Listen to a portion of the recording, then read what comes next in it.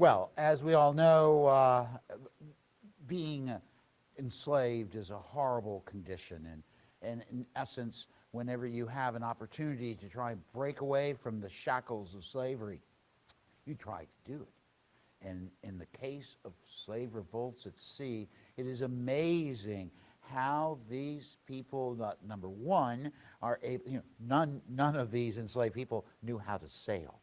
So taking over a sailing ship and convincing your oppressor to sail you to safety is an amazing thought.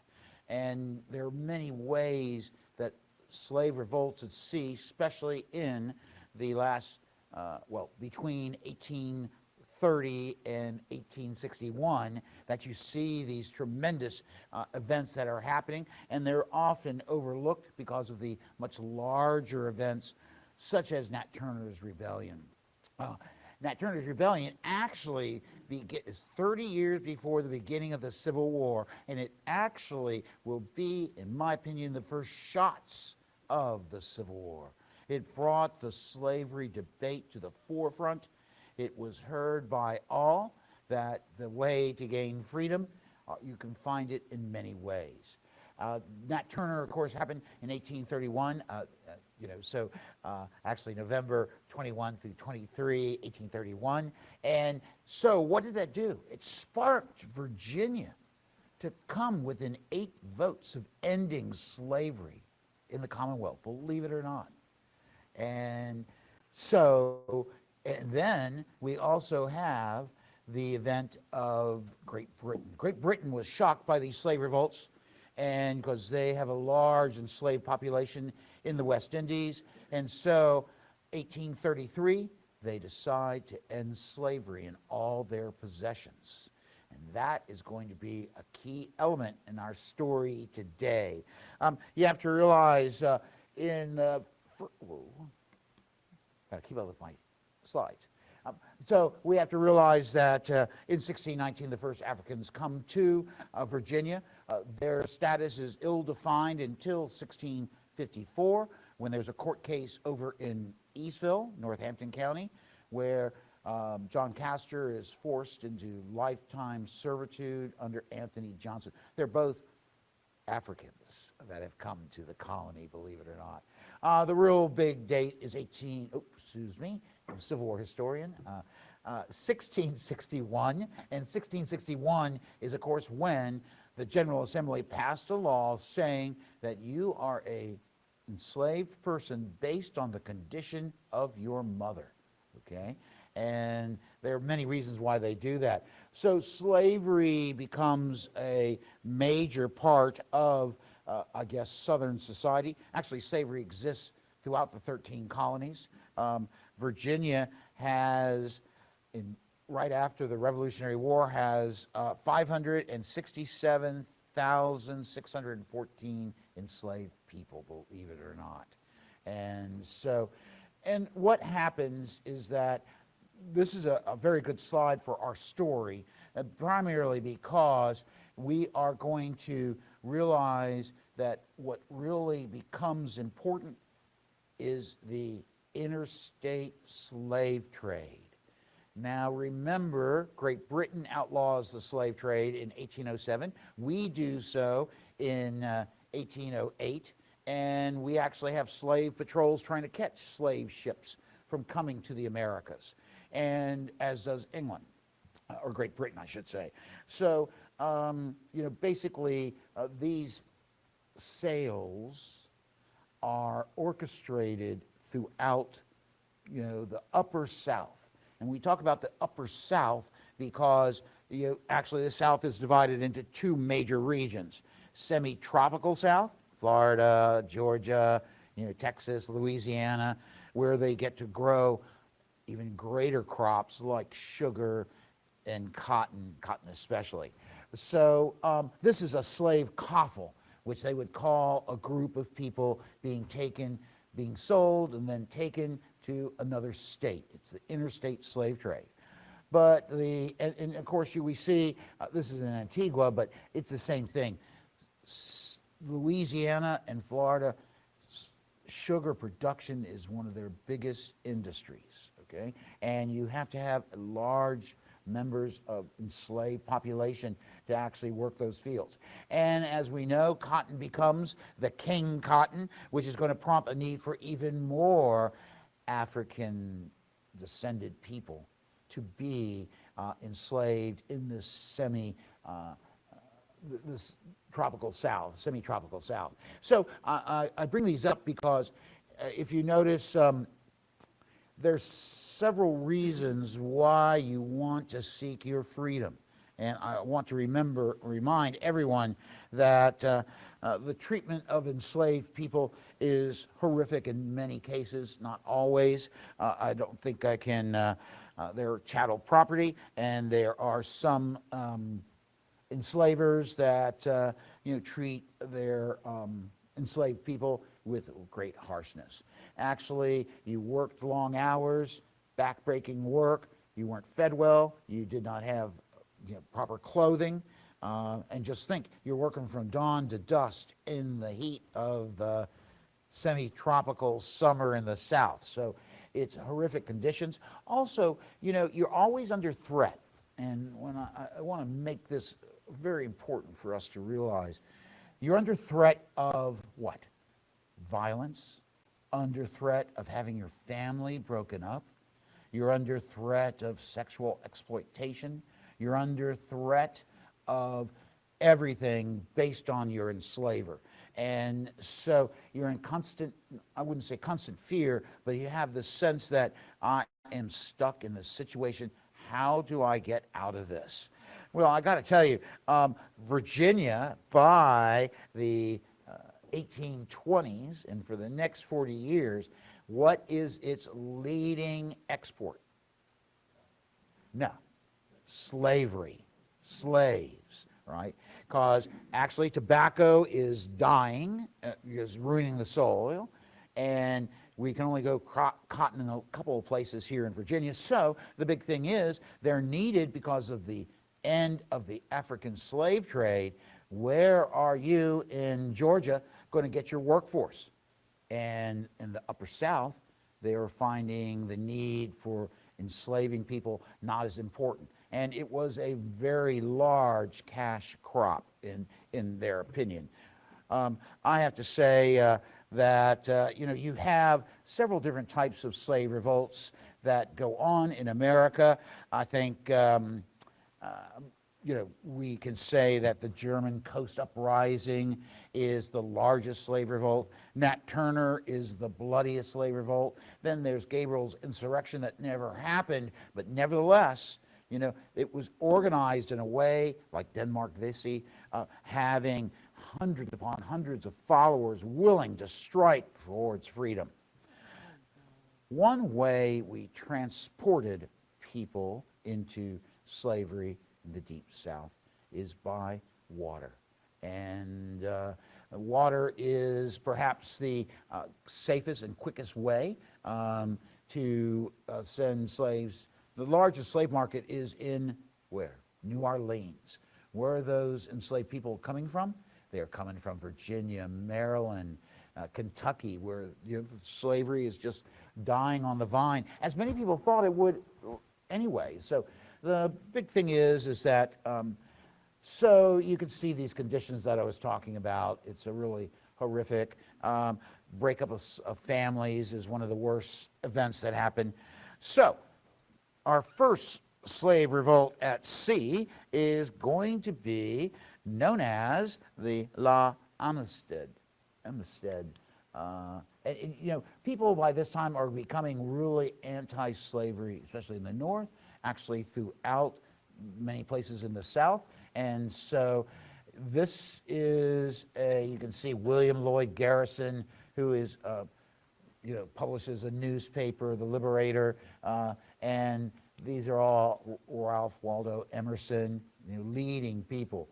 So this is a view of the typical slave ship. Now, the coastal slave trade is nothing like this at all. They're usually small coastal vessels, two-mast schooners and so forth, that would be utilized to take slaves down to the slave markets in Charleston, New Orleans, and so forth. This is La Amistad, and this is an American event primarily because there are these people, there are 53 African slaves known as the Mendi people, and they were taken to Cuba by a Portuguese slaver and to Cora, and slipped through this net of American and British warships trying to stop that very same slave trade. So they go to Cuba, and these Africans were brought from basically near Sierra Leone, that we know today as a nation. It had yet to become a place for freed people that are freed by Great Britain. That's their colony, very similar to Liberia. So this is a coastal schooner, and basically we are going to see that this ship did not have slave quarters. So what did they do? Well, they put some in the general cargo hull, and then they had some people were placed on deck. The opportunities for freedom are seen by them. And it just so happens that the ship is going to leave Havana, Cuba on 26 June 1839, destination Port-au-Principe in Cuba. Now, in the main hold, the captives found this rusty file, and they were able to file through their manacles. Under the leadership of Joseph Clinique, who is right there, and he's also known as Senbi Pei, they went onto deck, right, killed the captain, and they're using sugarcane knives, believe it or not. So they take over the crew. They spared 2 men, and those 2 men were actually Jose Rizzo and Pedro Montez, the owners of the slaves. But they saved them because they say, we want you to take us back to Africa. And they said, sure, we'll do that. Well, those guys lied, because they actually sail up the American coast, and what happens is Mendez deceives them, and he goes all the way up to Long Island, right, New York, and there a pilot boat known as the Blossom gave them bread and water, but broke off contact because they were threatened by the newly freed people on board La Amistad. So there's another pilot boat that comes to offer its services. They were fired at again. That was the Gratitude. And then La Amistad will actually be captured by the brig USS Washington. And that brig is up on coastal survey duty, but it captures the ship and takes it into the nearest port. And so basically they go to Connecticut. Now they're in New Haven, Connecticut, and everyone seeks salvaging rights from the ship, and which would be a lot of money. They also question that what are going to happen to these enslaved people. The Spanish foreign minister tried to get them to return the ship and slaves to Spain. Secretary of State John Forsyth explained to the President of the United States, Martin Van Buren, that he could not order the release of the ship nor its cargo until the subject was decided by the U.S. court system. Wow. So abolitionists Josiah Leavitt, Louis Tappan, and Simeon Jocelyn underwrote the court costs. And the court cost, of course, why is it so expensive? Well, I'm going to tell you that because their leading defender is going to be John Quincy Adams, right? Former President of the United States, son of a president. And basically, the idea is that there's also a fugitive slave known as James W.C. Pennington, who would organize and offer to send whoever wanted to, after the court case, back to Africa. Now, what's going to happen here is that Quincy Adams is going to make a statement that these people were forced into slavery. They had been brought through the African slave trade, and that therefore they're held captive, and that in turn they should be free. And so what about the people they killed? They said, oh, you know, if you're held captive and the only way you can find your freedom is to kill your oppressor, that's what has to be. And so, believe it or not, they will all go free. 35 will go back to Africa. Now, this is only in the U.S. courts because of where the ship ended up. But other events are going to come that will bring forth even greater fear. Now, in 1830, there was a ship known as the Comet out of Richmond, Virginia, and another one called Comet in 1833 were U.S. ships in the coastal slave trade, and they were forced by storms into British Caribbean ports. Now, Britain, once again, ends slavery when? 1833. The movement towards ending slavery is already a compelling factor within Great Britain. And so, as a result of this, they, as soon as they arrive on a British island, they would then be considered free as early as 1830. Of course, the Americans tried to fight back against it. This is like the Comet is going to run aground on the Abaco Islands.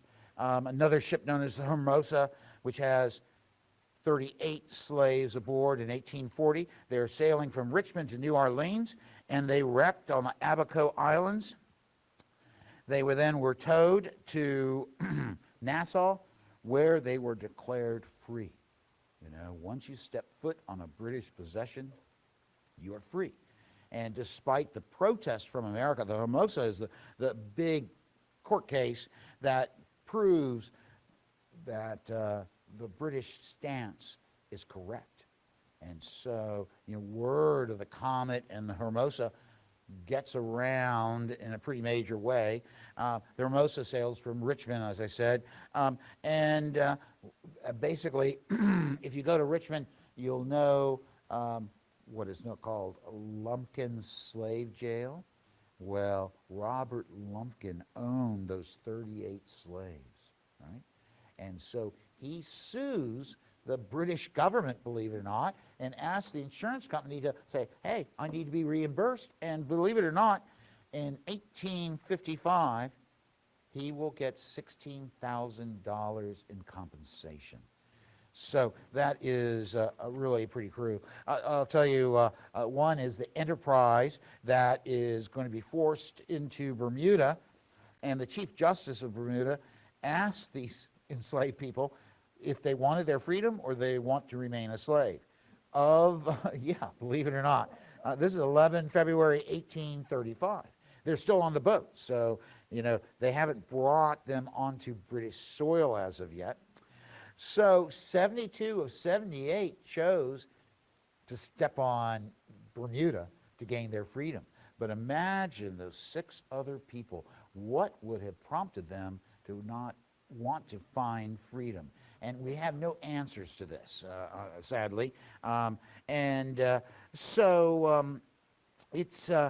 to be a Treaty of Claims in 1853 that actually Britain will eventually pay slave owners for all those people that come to British islands will be paid $329,000 in compensation.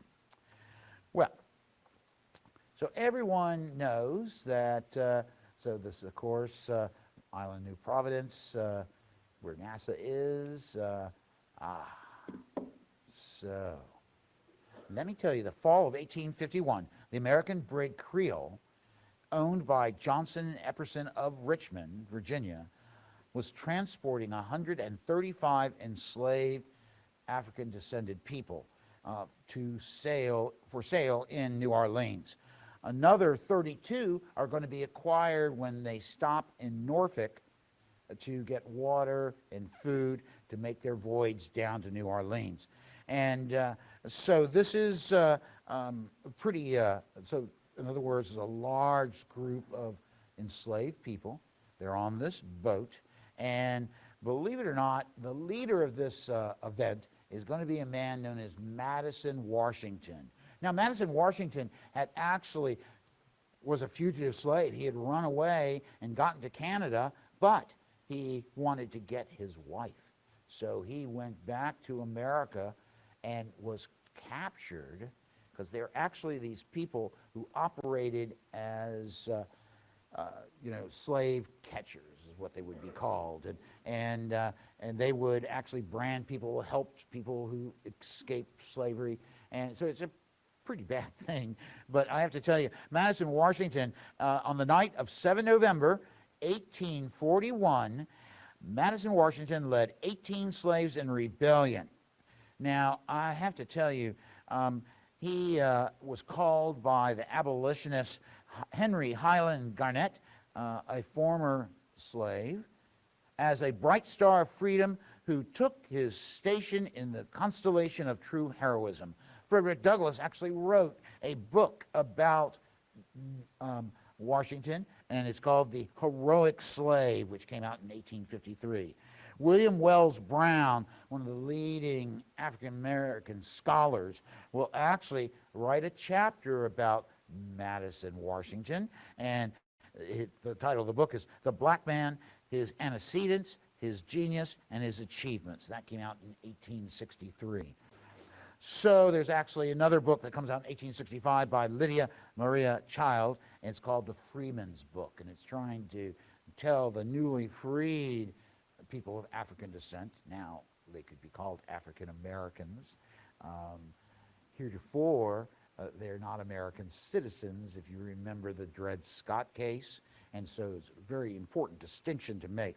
So nevertheless, she wrote The Freeman's Book, and that's a guide for the people newly freed of how and they became freed, what was the struggle beforehand, and what was now your duty to become a functioning member of society.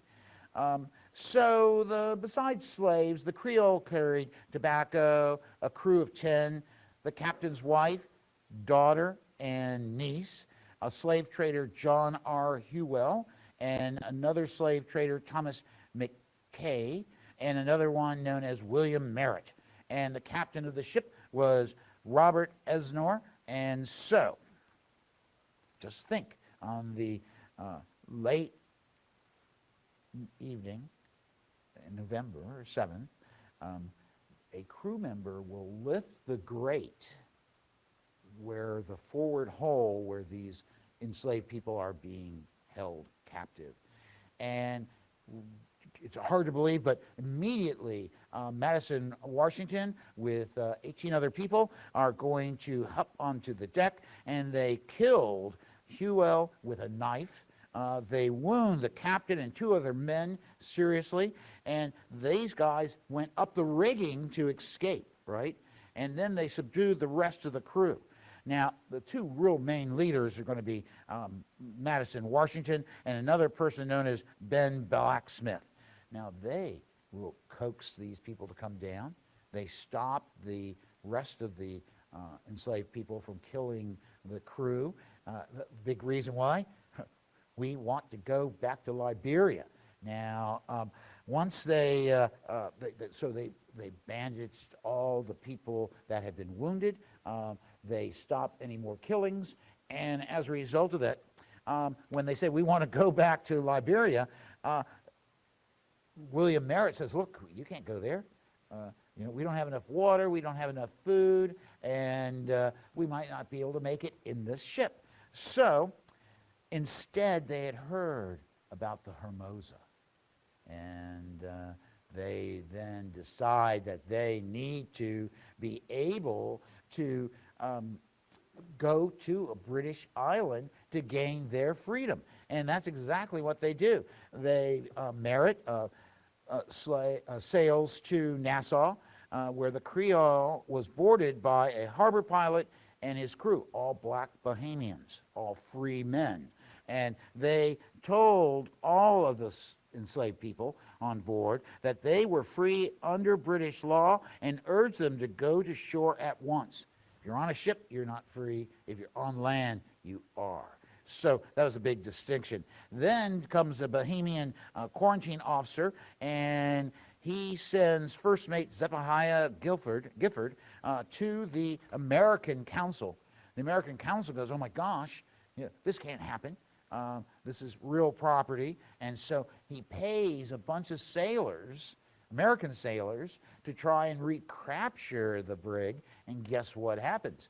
The British, under the governor of Nassau or the Bahamas, was Sir Francis Cockburn, a nephew of Sir George Cockburn, who raided the Chesapeake Bay. Anyway, so he sends soldiers to go on the Creole, right, while all this is happening. So, and a Bahamian will warn the soldiers on board guarding that these American sailors were going to come and get them. And so when this launch comes towards the Creole, what happens? I got to tell you, they will threaten to fire at them. And so those Americans back down. Now, I have to tell you, these 18 men, one of them, well, actually, there are 19 total. One will die during the freedom action on board the ship. 2 others will die in imprisonment. And so they are accused of mutiny and murder, right? You know? And so the American consul sends letters back to the United States. This is the John Tyler administration. John Tyler is, of course, a enslaver himself, and he uses Daniel Webster to find that this was property stolen from the owners. And so I have to tell you, in 13 November 1841, this is all happening really quick. 6 days after they arrive in Nassau Harbor, the Bahamian Attorney General ordered the men to stand trial, and the rest were told that they were free. All went ashore, but 3 women, a young girl, and a boy remained on board and would be later sold into slavery at New Orleans. Now, the motivation for staying on board, no one writes what that motivation is. So some of these former Creole enslaved people will be sent to Jamaica, 39 of them, on the expense of the British government, and they, of course, will work into Jamaican society at that time. When they make a decision about the Admiralty Court, now the Admiralty Court is very, very important, you know, that's using British maritime laws. They were considered, you know, guilty, well, they were charged with murder and mutiny.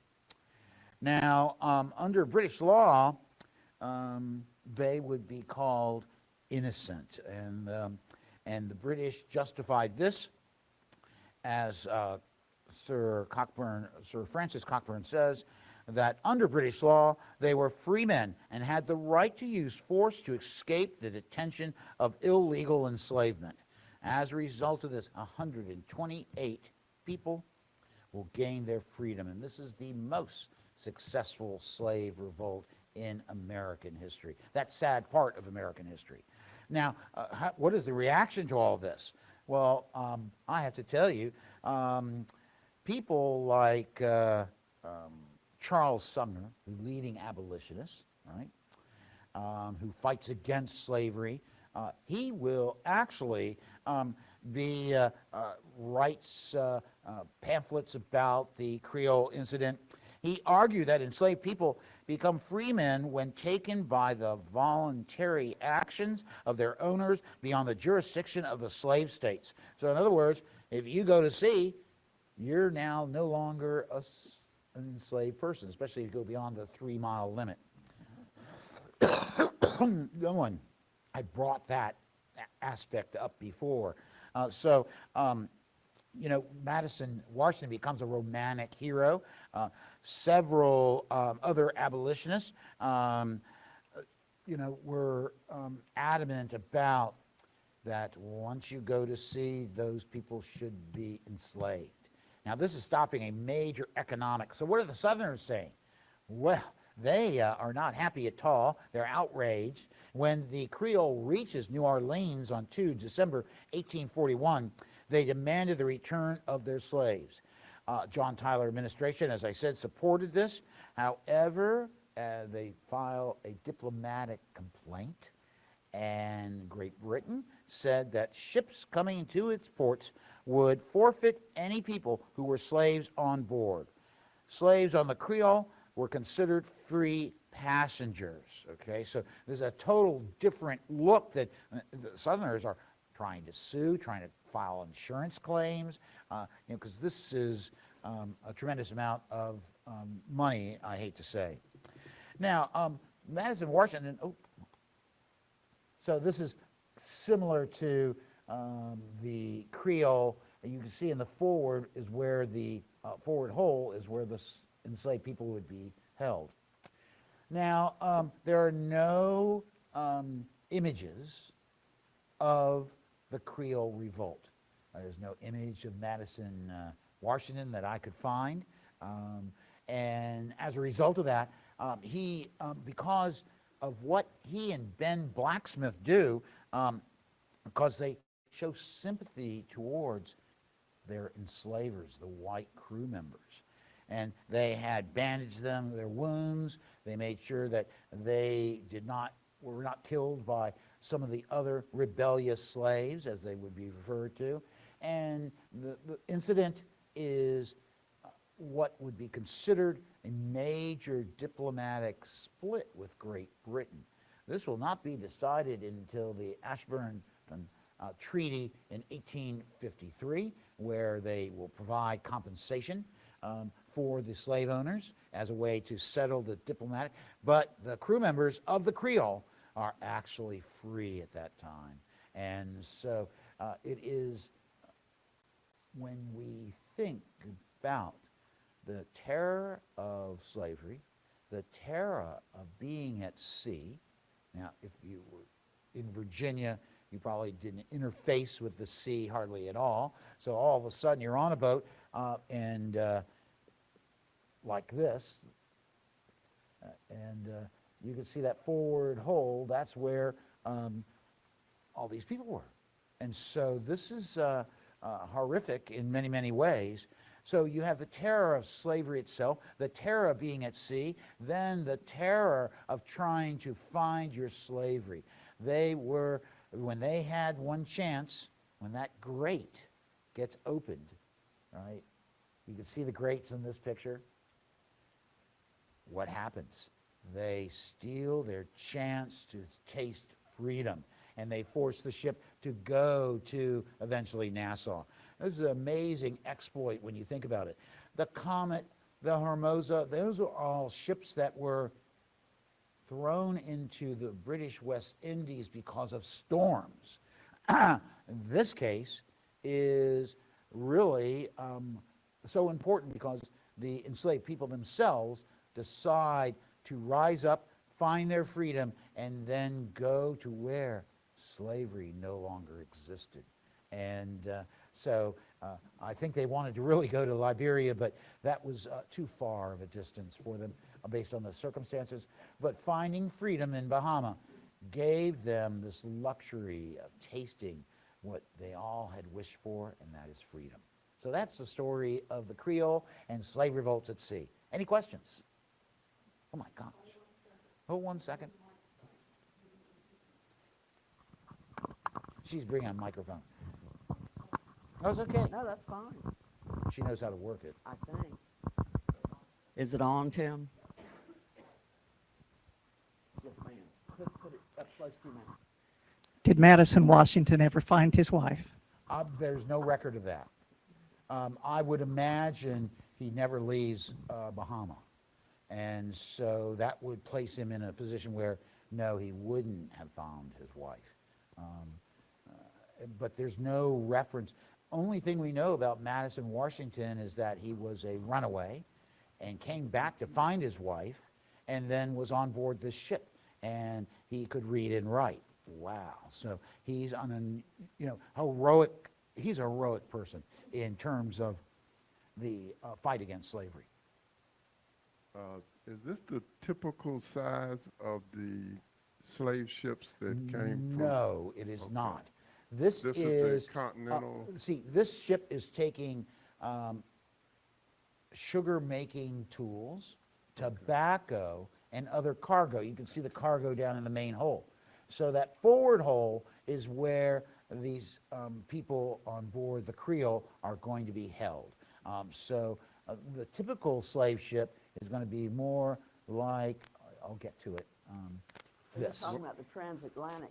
This is transatlantic transatlantic. trade, They're whereas the larger. coastal trade, they didn't have slave ships like You this. said the 'Cause transatlantic was large? Larger. larger, yeah. So- Oh, so Because they they're had- ocean going. So they had more than the 3 foot 3 inches Oh, height yes. that Well, I could tell. you So they can were see- much more comfortable. No, No, I no, no, don't no. think so. I think It, they it, just it put was, more it was, it people was on there. worse. I'm just kidding. Because I'm the just- just think, I am a Mende people, member of the Mende tribe, and I'm grabbed and sold into slavery and forced to go on a ship, which is a fear, treated with the most disrespect one can be treated, and crammed in. They expected to lose a quarter of their cargo, but because the profits were so great that it was something that they were willing to take that risk. And so there was the Royal African Company out of Bristol, Great Britain, that actually was one of the primary slave carriers. First, they were taking slaves, newly enslaved people, to the Spanish and Portuguese colonies. It was handled mostly by the Portuguese. However, English investors saw such a great opportunity, so they forced their way into the slave trade, and they practice it. And there are many people, ship captains from Boston, Philadelphia, New York, who are active in the slave trade. And so these people, Well, this is very interesting. yes, so that's a whole nother story, I think, but rest assured that this is the Middle Passage is the most horrific existence you can ever have. Right. Okay, And and most you of- are subdued in a way that makes you wish to die. And so the people on the Comet know nothing about the Middle Passage, but what they do know is that if I can get to England or English possessions, I'll be free. And so, because the Hermosa got all over the world. There's some people up here, Julie. So I was curious, one Okay. last question. Yes, So sir. I was curious hearing how some of the slaves got their freedom, because they landed somewhere and blah, blah, blah. What were they given when they were considered free? What did the government give them when they said, okay, now you're free, you can get off this ship? Did they send them back? Did they give them No, they provisions? did not give send them back. money? Did they just say, hey, leave? No, they welcome them into their society. Because remember, these are all sugar islands. So there is a large population of black Bahamians, black Bermudans, and so they will interface with them. The British government gave them freedom. They would send them to another British island if they asked, but they did not offer any financial support. You were supposed to make it on your own, as many did. Because the way England ended slavery should have been a model for the United States, because they compensated all the slave owners for this amazing amount of value of their enslaved people. And that's what Virginia was going to do in 1832, the General Assembly. They were going to purchase all the enslaved people from their owners, and then they were going to send them to Liberia, you know. And so if you're going to have slaves, if you're not going to have slaves in these quasi-abolitionist minds, then we're not going to have people of African descent in the state. So you could see the real major bigotry that comes from that statement. But it is a real positive forward movement. You had a question? Frank Oh. does, right here. Sorry. Yeah, John, how many revolts were there on ships at sea? You said you were going to give us the total of them. 10. 10? Okay. And most of them, I really wouldn't call them revolts. What they are is that the ship gets blown off course and ends up on a British island, and boom, you're free. So, but the owners fought against it, so that just makes it a revolt of sorts. So, and the Hermosa is the most famous and talked about, and God bless you, and as a result of that, the people on board the Creole know what they need to do. And they know about Liberia, they know about British West Indies, and consequently, they knew they needed to find their freedom. Mutiny by enslaved people is not a crime, because you're forced into detention, and being forced, you have the right to find your freedom. That's the big message that the British are stating, especially Sir Francis Cockburn. That's a really major, I think, statement to the entire world. Yes, ma'am. So it strikes me that that period after 1808 is really ambiguous in terms of policy and law and all of the different nations, because it wasn't just England and America. Were not the, you know, were the Dutch still involved? Were, you know, who else was still involved at that point? The Dutch are not that heavily involved in the slave trade. They try to be, and they fight 3 wars for naval supremacy with Great Britain, known as the First, Second, and Third Anglo-Dutch Naval Wars. That's going to be on the test. You gave a talk about them I once. did. do believe. Yes, you know, did. what can I say? I think I wrote a paper in graduate school about it. So anyway, Stephanie, we have some online questions, don't we? so I'm going to tell you, I've got to finish her question. So what is happening is that these individuals who are enslaved can find their freedom because of the laws that are passed. Just remember that you passed the end to the slave trade. That was a compromise as a result of the Constitution, believe it or not. You can also see various states in slavery. New York frees its last slave in 1834. Got that? So it's amazing just how widespread enslavement was. And slowly but surely, people found it to be wrong and would end it, especially where it was not as economically feasible. That's why Virginia is selling its enslaved people to enslavers in the Deep South, because they're, I hate to say this, but they're a commodity, a very valuable commodity. And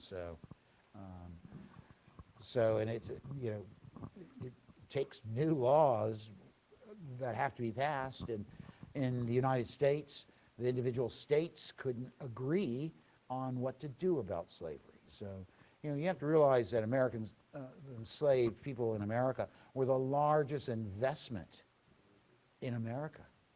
It was many of these enslavers borrowed money from Wall Street to purchase these large slave communities. I mean, Wade Hampton, for instance, had over 1,200 enslaved people. All right, and you just fathom that. Okay.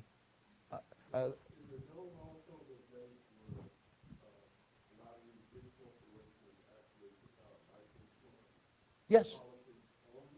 Yes. Well, especially when you're transporting them, you would have, just like you insured your cargo, it's the very same principle. And I hate to say, but, okay, let's go to online, folks. Yes, Robert Wong asked, what percentage of lost slaves did the owners of slave ships estimate for a transatlantic passage from Africa to the United States, and how much would an average adult male or female slave be worth at the time of the Civil War? Well, that's a good question, and I have to say that it depends on your skills. If you were an excellent cook, you're talking about thousands of dollars. You're a skilled, with people with skills like a blacksmith, that would warrant even higher value. If you are a field hand, that is a lesser value. Nat Turner, when he is executed, the estate of his enslaver, Putnam Moore, who was killed during the Nat Turner Rebellion, got $350 for the value of Nat Turner because he was a field hand. So it's hard to estimate. But I'd say at the time of the Civil War, the interstate slave trade would probably average about $800 or so an enslaved person. So, and you think you have 1,000, I can't do that math, but. Me either. Another online? Yes. Alan asks, did the U.S. and British navies cooperate in their slave patrols? Yes, they did.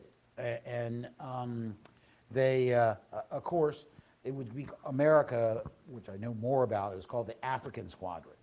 And so as steamships started to replace sailing ships in the Navy, those old sailing ships would be on the slave patrol. When you go to see the Constellation in Baltimore Harbor, what are you seeing? You're seeing a ship that was on the slave patrol. And so this was a very important, because despite the, the outlawing of the African slave trade, people still realized the huge profits they could make and were willing to risk the ownership of their ships. If they got caught, they would lose their ship and it would be sold at Admiralty Court. And so that's not a good thing to happen to you. But you deserved it because you were breaking the law and enslaving people. There's a question another right there. question in the room, then we'll come back to you, Steph. Okay. This is probably going to sound kind of silly, but No question silly. it's several parts. Oh my God. One is, why did they pick Africa? Secondly, did they have a model? And who was like coming up with these ideas? Were they just, where did it all kind of begin in America? Okay, well, I can answer that, believe it or not. When the Spanish first came to the Caribbean, Central America, South America, and the Portuguese, they worked the natives. And the natives all died, from this heavy work. And so the Spaniards and the Portuguese aren't going to do that. And so the Portuguese had already founded a colony in Africa known as Angola, okay? And they were actually allied with several tribes who became Christians, and the Portuguese and the Longos are, fighting against Nadangos, and I think I got that pronunciation right. And so you capture a bunch of people, what do you do with them? In Africa, you would use them as enslaved people. So the Portuguese said, hold on here, this is a commodity, and we can take them to the Americas and make even more money.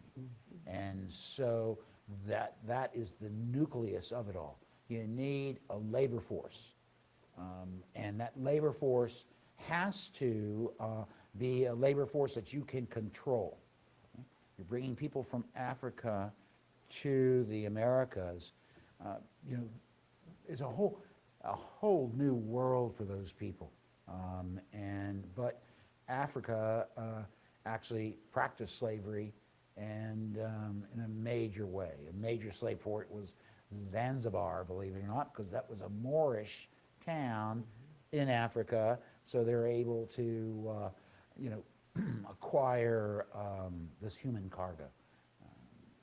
So it's a stain upon, I think, the world society, actually. But slavery had existed for hundreds of years, but it was never hereditary. And that is what's bad about the slavery. Well, not one thing bad, but it is what causes such harm, because it comes institutionalized and is carried down from generation to generation. Did I answer your questions?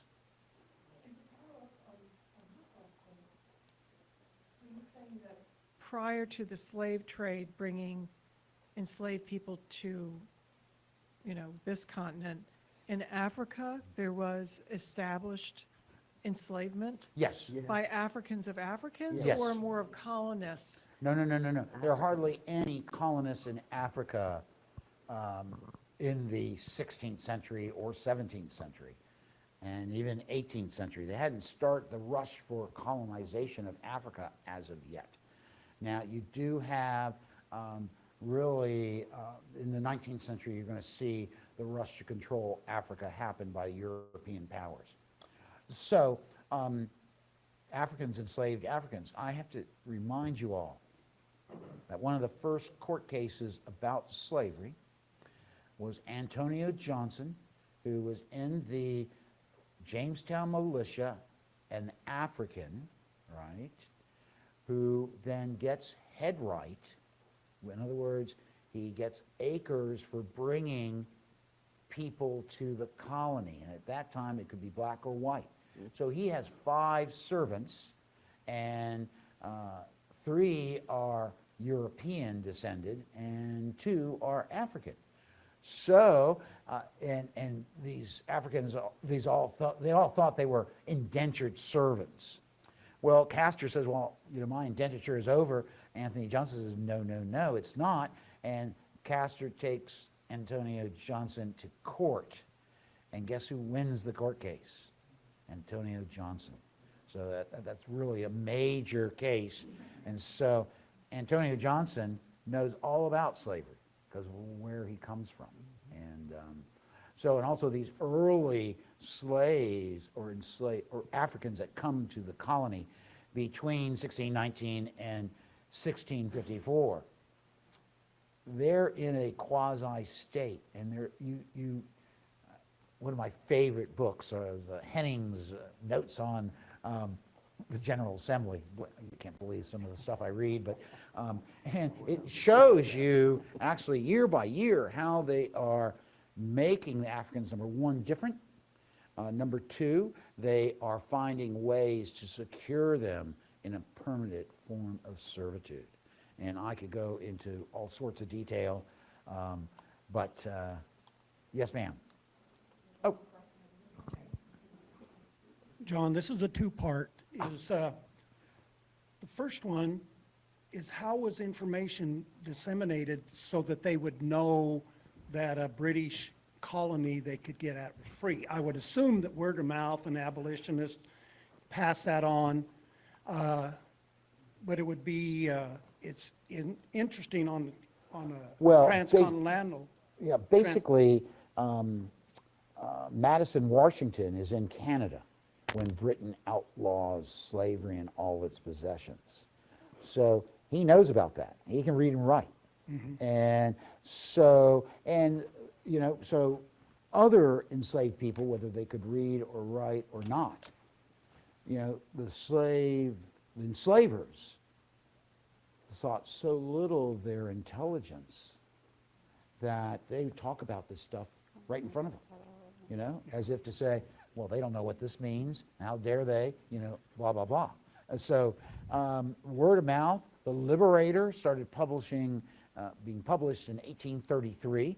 North Star is another abolitionist magazine headed by Frederick Douglass. And so if you look at Governor John Floyd, who was governor during Nat Turner's rebellion, and he blamed the rebellion on northern black ministers and propaganda produced by William Lloyd Garrison. I mean, this is a big thing.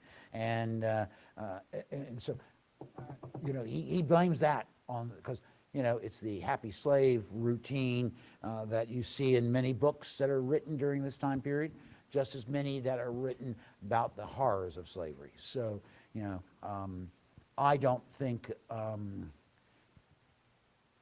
anyone in this room would be a happy slave, you know. Okay, you're a good side man, because my next question leads into this philosophy of what you just said about them speaking in front of their slaves, is that there was, or I've heard, there was a general belief in the southern gentry plantation owners that this was a human right to do this, from the Greek and the Roman and the early slavers, that the black man had no place, and they were the gentry of it, and that's how they justified it to themselves. And Well, or am I looking at that wrong? They basically, if you read Just Hennings about the General Assembly session of 1832, slavery was the proper place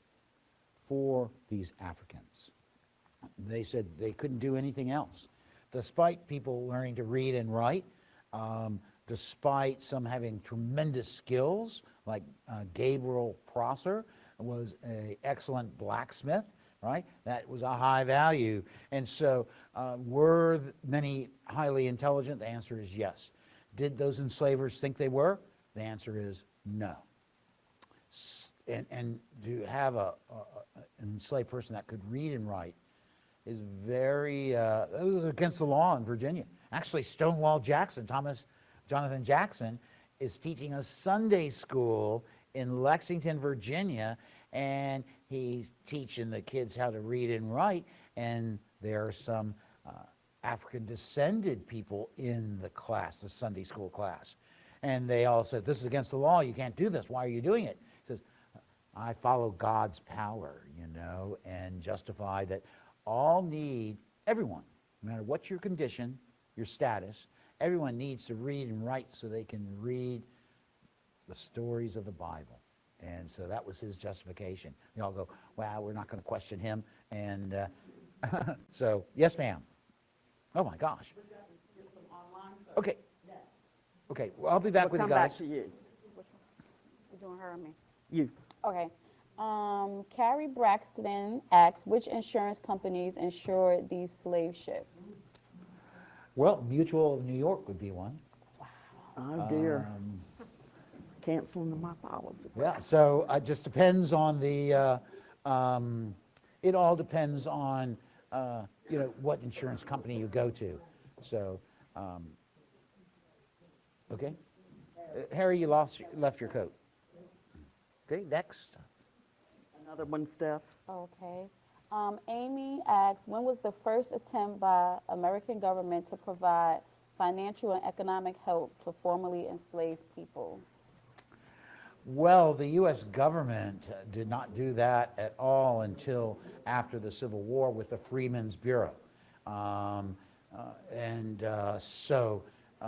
what does happen is that the American Colonization Society, founded by Francis Scott Key, James Madison, James Monroe, Henry Clay, all these luminaries, right?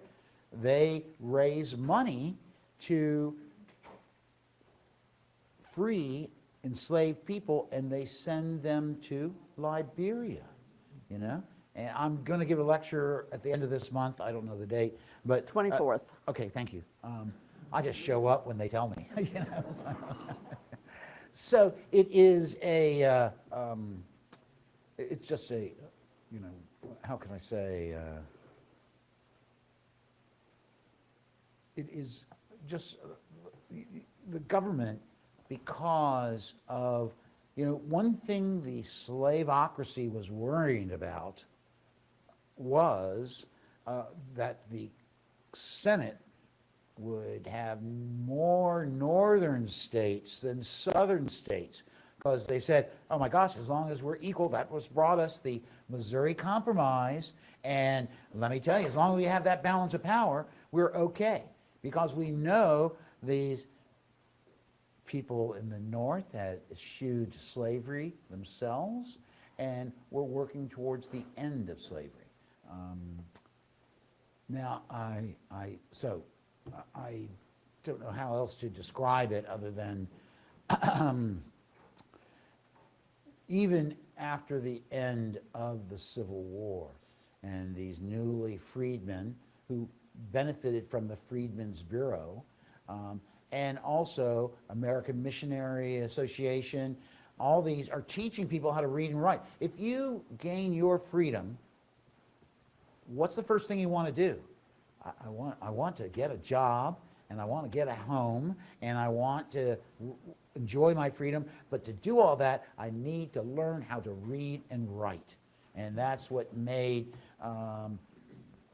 you know, the schools that are set up, especially here in Hampton, or you know, there in Hampton, was so successful, you know, because it's the knowledge is power, as we know. You had one?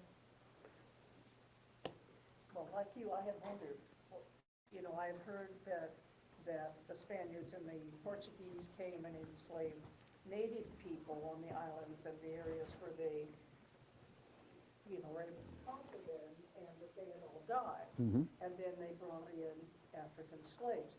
Was this because the African slaves had more exposure to Western disease, that they were able to survive? Oh, they did not have a lot of exposure to Western diseases.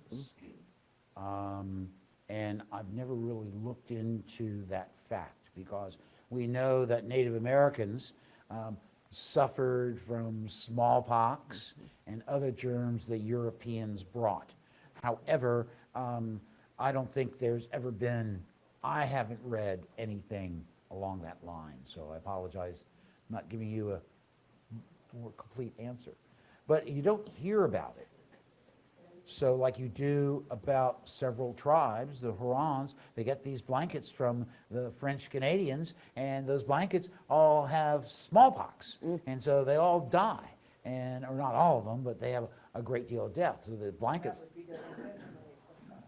Pardon? And that was sometimes done intentionally or always. I'm not so sure of that. No one knew about germs back then. You know, that's yeah. Steph, do you have another online question?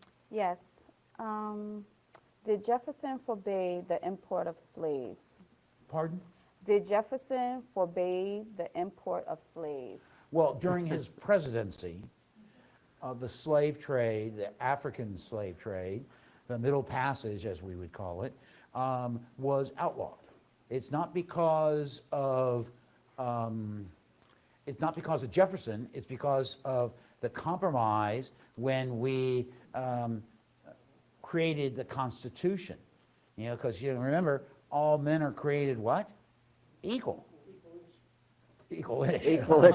Well, that's not what they wrote. And so how do they get away with that? And so the compromise was, you know, we'll end importation of slaves.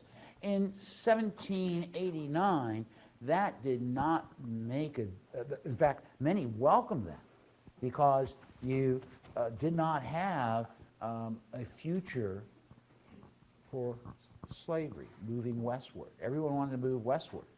And so tobacco wasn't the answer. However, Eli Whitney, you know, creates the cotton gin, and that's a big boom. Sugar is a big boom. And so, you know, you have now another need, a requirement for more enslaved people. Okay. Stephanie, we have another online, and then we'll take two more from the room. Okay, Felicia said, is it possible that the enslaved people who stayed on the ships were babies, or they simply couldn't answer for themselves because they were incapable of understanding on their own accord for whatever reason? Well, the young girl and the boy, they are underage, so they're controlled by those three women. Now, no one writes that they're their children. There's no context like that. But the women surely understood the difference between enslavement and freedom. And freedom was a fear in some people's mind. You know, I don't want to live on the Bahamas. I know what enslavement is. I don't know what freedom is. So that's the only justification that I could even come close to. Yes, ma'am. Thank you. This is so interesting. Thank you. Would you speak just a little bit more about the law that was passed that said that slaves were defined by the status of their mother? Yes. And the reasoning behind that? I have a guess about why that is, but I'm curious. It's pretty daggum simple, actually. There are all these, I think there's 17 different laws that are going to be passed from late 1620s. All federal law? Oh, no, this would be Virginia law. There was no federal or anything at that time. And so, intercourse between the races was outlawed. A European woman would be fined 100 pounds of tobacco for violating that rule. So basically, in 1661, the status of the mother, if she's a slave, no matter who the father is of the child she begets, they're a slave. And so, excuse me for interrupting, but where there was a sexual relationship between a white and a black person, typically it was a white man and a black woman, the man holding the power, impregnating the woman, Yes. either consensually or not. I don't know but that would happen. And then the child, so as to expand the definition of slavery, there was more likely to be more children of that woman than of the men. Right, it was a way of having a broader definition. Well, it was a way to ensure that slavery grew. It was a way to say, because if you are a child of a slave, no matter who is the father, Thomas Jefferson's a good example. I got a lot of examples that, and that's why you have, there's all sorts of examples that you can go to, and so that is just a sad fact.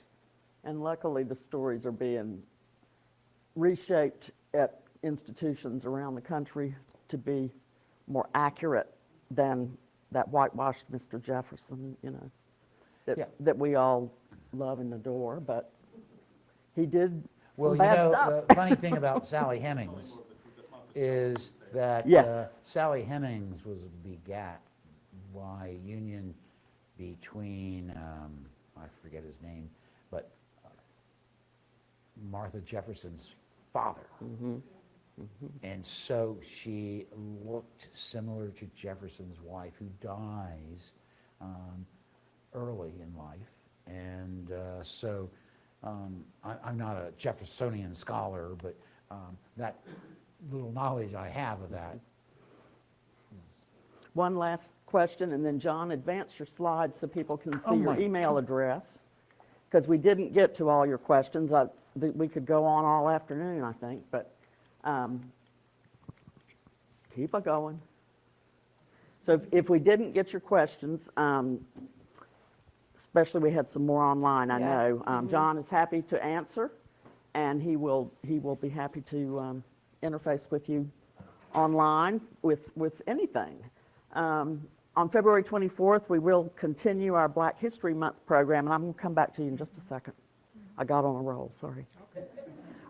Black History Month programming with the lecture by John. about 4 freedom fighters from Southampton County, Virginia. Nat Turner, Dred Scott, Anthony Gardner, who became the 9th president of Liberia. 8th. 9th.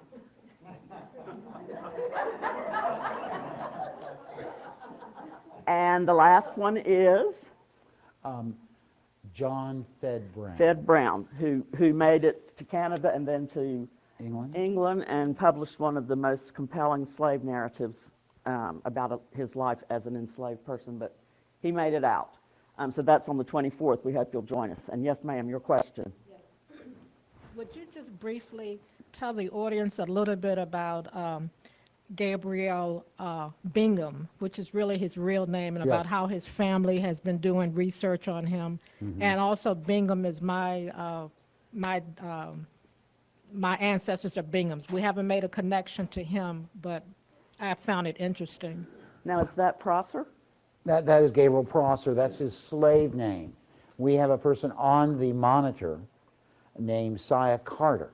He was enslaved by Hill Carter. And so, after serving on the monitor, the war's over, he dumps his slave name and goes by the name of Hewlett.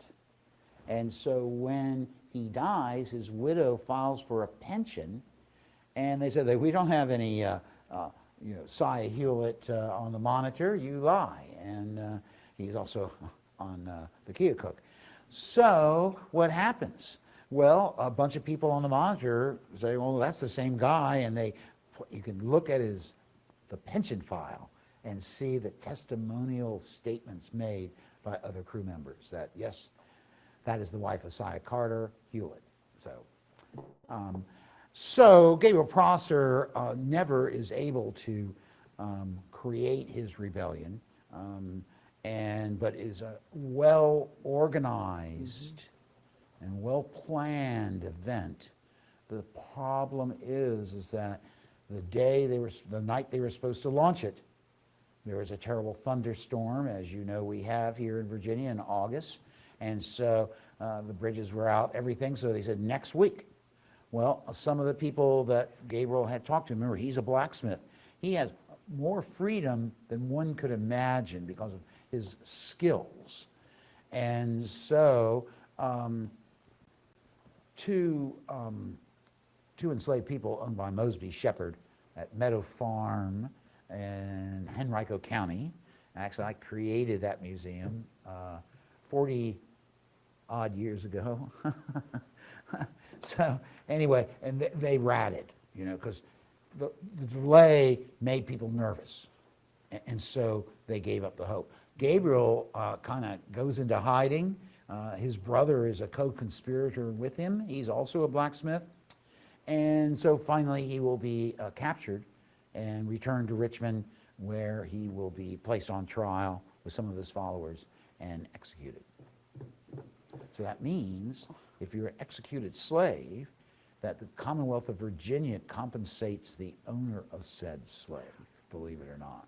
Crazy. It's a crazy world. Truly. But thank you for sharing that.